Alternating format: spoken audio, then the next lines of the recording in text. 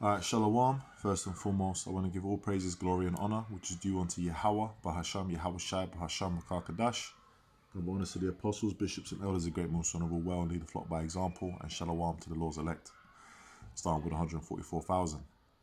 And yeah, pretty much, I went into, I did this in camp. I asked it actually a different question, but I can't remember what the question was. Now, what I've done is I've gone into ChatGPT and I've typed in who financed the four industrial revolutions, and I typed in four because we're in an industrial revolution at the moment, the fourth one.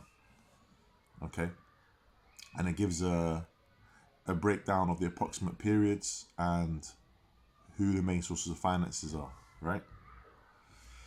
So I'm going to go into it in this lesson a little bit, just touch on things. Now, what ChatGPT is given here is obviously it's not the full info.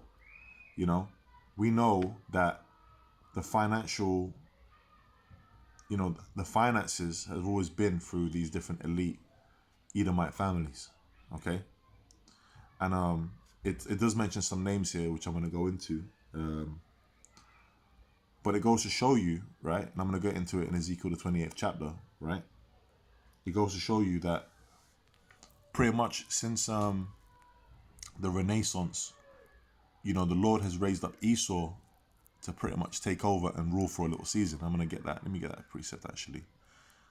Let me go to the blue letter. I'll come back to this. So that's it's in Revelation. The type in little season.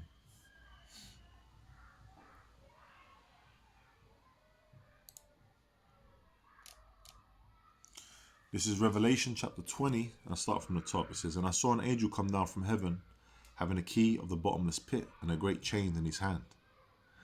And he laid hold on the dragon, that old serpent, which is the devil and Satan, and bound him 1,000 years." And that's talking about the Edomites, Esau. Okay, and there was a period of time when they were ruling.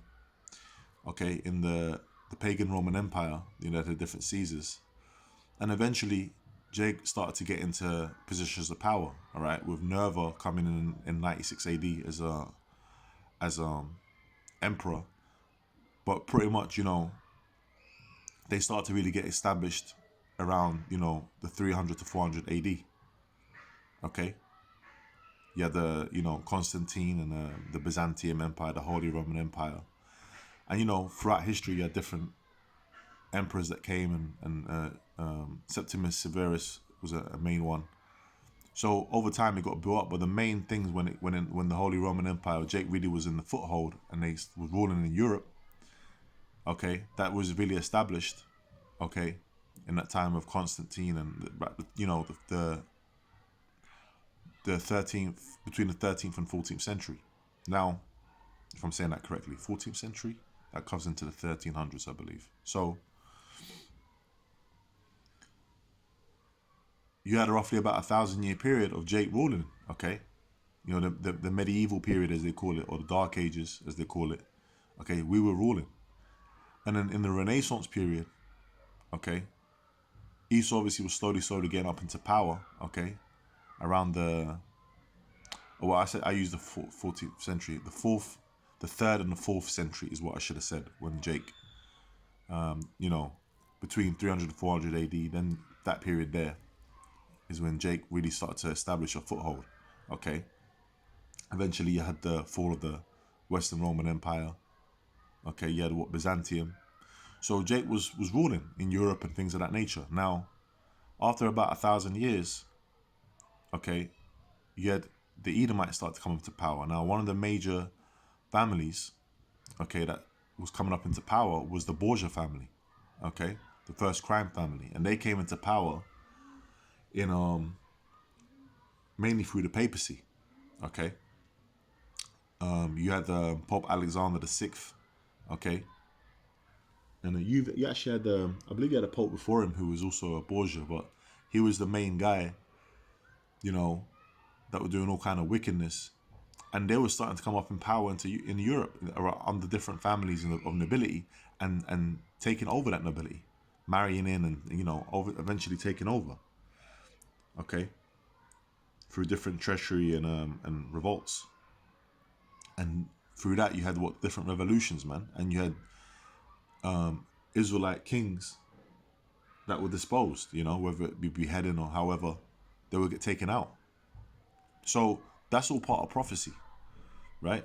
So that 1,000 years that he was bound up, we went into that 1,000 years where Jake ruled in Europe. Now it says in Revelation 20 and 3, excuse me, and cast him into the bottomless pit and shut him up and set a seal upon him that he should deceive the nations no more till the 1,000 years should be fulfilled. And after that, he must be loosed a little season. So we're in that little season now where he's been loosed, the Renaissance period. Okay. Now, going back to ChatGPT. All right. When they started to really push for this New World Order agenda, okay, they already had us in slavery, okay, hardcore slavery. All right. And through that slavery, what were they doing? They were building up the resources and the wealth, okay, to push forward their agenda on the earth. Okay, and it's going to go into that in the first industrial revolution, right?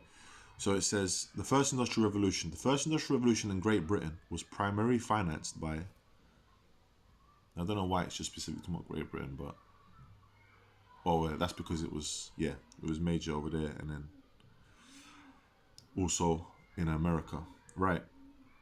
Wealthy industrialists reinvesting profits. Private banks lending to manufacturers. Merchant capital accumulated through domestic and international trade. Landowners investing agricultural profits into factories. So you had what? Or early partnerships rather than public corporations. Landowners. A lot of the wealth that was coming was from what? People who owned plantations, man. Whatever plantation it might be, whether it's a cotton plantation, sugar plantation. Okay. These early merchants, okay, was off the back of the slavery of our people. All right, let's get a precept. Right, let's get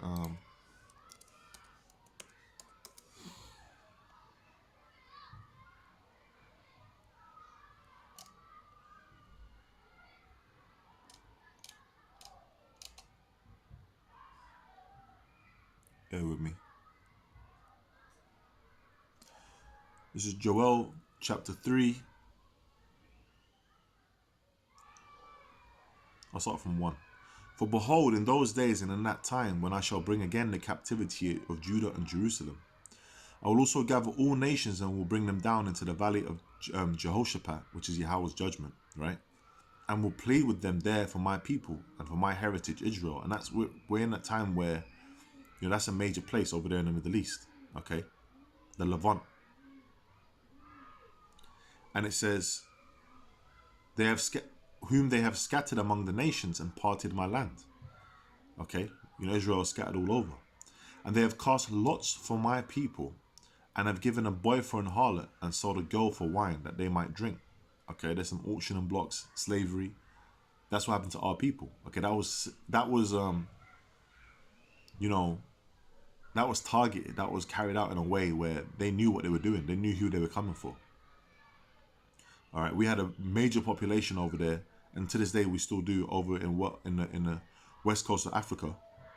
Okay, and that's where a majority of the slaves came from. Okay, majority of our people were taken over there on boats, and that's in Revelation 28 and 68, which I'll read that in a second. Okay, and sold on auction and blocks, and basically having our identity beat out of us, man.